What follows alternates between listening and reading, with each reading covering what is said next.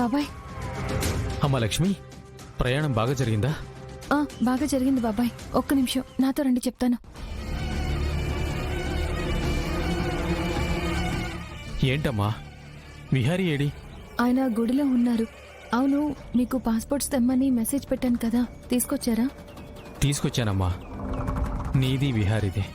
ఏంటమ్మా, ఇటు ఇటు ట్రిప్ ప్లాన్ చేశారా? అలాంటిదేమీ లేదు బాబాయ్. ఇటివ్వండి.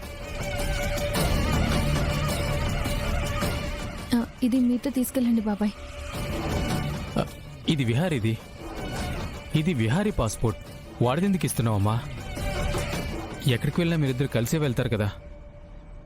లేదు బాబాయ్, ఇది నేను మాత్రమే చేయాల్సిన ప్రయాణం.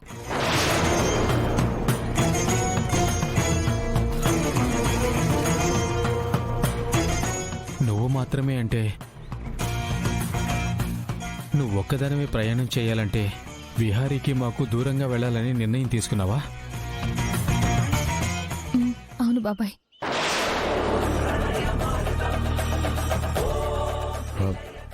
లక్ష్మి, లక్ష్మి, లక్ష్మి ఎక్కడికి వెళ్ళింది?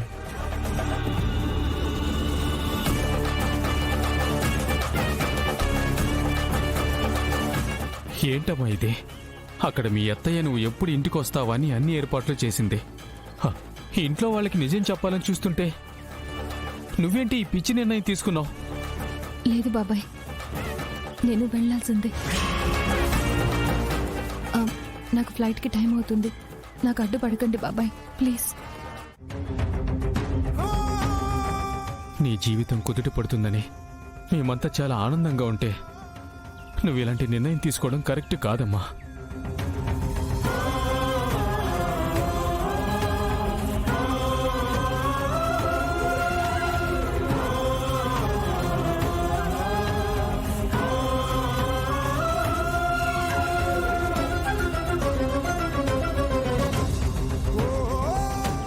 లక్ష్మి ఎక్కడికి వెళ్ళింది? లక్ష్మి? లేదు బాబాయ్, మీరు ఆ ఇంటికి అల్లుడే కదా. మీరు ఆ ఇంటి మంచి కోసం ఆలోచిస్తారు. నేను ఆ ఇంటికి కోడలిగా రావడం ఆ ఇంటికి మంచిది కాదు. ఆ కుటుంబం ముక్కలవుతుంది. అలాగని నీ జీవితాన్ని అన్యాయం చేసుకుంటావా? మీరు బాగుంటే నేనెక్కడున్నా బాగుంటాను బాబాయ్. నువ్వు లేకపోతే విహారీ ఏమైపోతాడో అని ఆలోచించావమ్మా? పిచ్చోడైపోతాడమ్మా.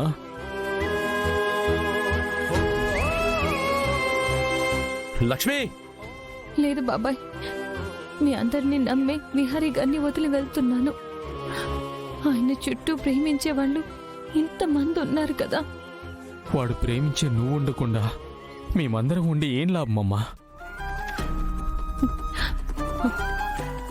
బాబాయ్, నేను లేనని ఆయన బాధ కొన్ని రోజులే, తర్వాత అంతా సర్దుకుంటుంది. ఆయన్ని మీ చేతిలో పెట్టి వెళ్తున్నాను కాబట్టి మీరు విహారీ గారిని ఓదార్చి ఆయన్ని ఆ బాధ నుంచి తీసుకురాగలరనే నమ్మకం నాకుంది.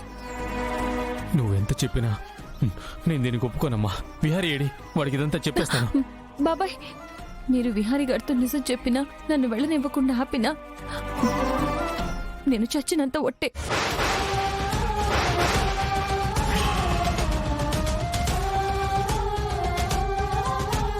కనకమేది ఉన్నట్టుండి కనపడట్లేదంటే తనను ఎవరైనా ఏమైనా చేశారా? ఆ సుభాష్ గారు ఇటు ఏమైనా వచ్చాడా? నా కనకాన్ని ఏమైనా చేశాడా? కనకం, ఎందుకమ్మా ఇలాంటి ఓట్లు వేయించి నా చేతిలో నోరు కట్టేస్తున్నావు? దయచేసి మీరు వెళ్ళండి బాబాయ్. ఈ విషయం నేను వెళ్ళే వరకు ఎవరికి తెలియకూడదు. ప్లీజ్ మీరు వెళ్ళండి బాబాయ్. నువ్వు తీసుకున్న నిర్ణయం నాకిష్టం లేకపోయినా నువ్వెక్కడున్నా మమ్మల్ని మాత్రం మర్చిపోకమ్మా. నీకు మేము మా కుటుంబం రుణపడి ఉన్నాం.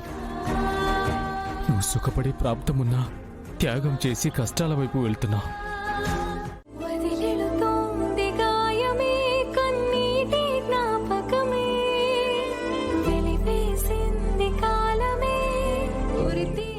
అయ్యో కనకం, ముద్దు పెట్టి నా నొప్పిని పోగొట్టావు.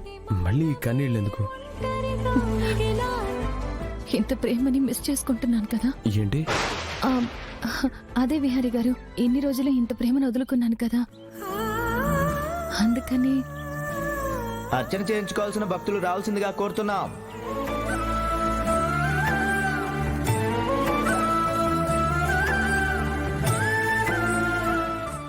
విహారి గారు, అమ్మవారికి పట్టు వస్త్రాలు సమర్పించాలి. ఏంటి పట్టు వస్త్రాలా? అవును విహారి గారు, అమ్మవారికి పట్టు వస్త్రాలు సమర్పిస్తే మంచిదని అంటారు. ఎలాగో గుడికి వచ్చాం కదా. సరే, నేను వెళ్ళి పట్టు వస్త్రాలు తీసుకొస్తాను. థ్యాంక్స్ విహారి గారు. థ్యాంక్స్ చెప్తావేంటి? పట్టు వస్త్రాలు తీసుకురావడానికి వెళ్తున్నారు కదా.